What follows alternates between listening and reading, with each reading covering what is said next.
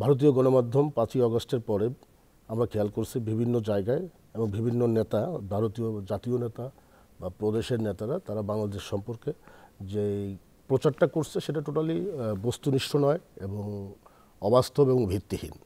কারণ কারণ তারা কখনোই বাংলাদেশের যে রাজনীতিটা থাকে, বাংলাদেশের সাথে ভারতের যে একটা সুসম্পর্ক আমরা অতীতে যেভাবে চিন্তা করেছি সেটা এখন আর আমরা সেটা দেখছি না।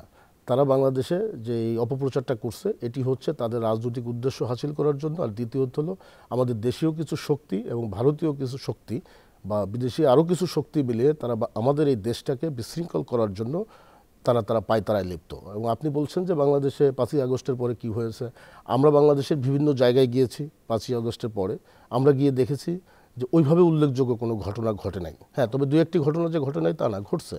তবে যে ঘটনাগুলো ঘটছে তার প্রত্যেকটি জায়গায় দেখা গেছে যে আওয়ামী লীগের নেতার বাড়িতে হামলা হয়েছে, আওয়ামী লীগের নেতা কর্মীদের বাড়িতে হামলা হয়েছে এবং তারা ছিল হিন্দু এবং 15-16 বছর যাবৎ তারা একজন আওয়ামী লীগের মুসলিম সম্প্রদায়ের নেতা যেভাবে বাংলাদেশে অত্যাচার করেছে তারা সেভাবে অত্যাচারে লিপ্ত থাকার কারণে তারা সাধারণ জনগণের রোষানলে পড়েছে।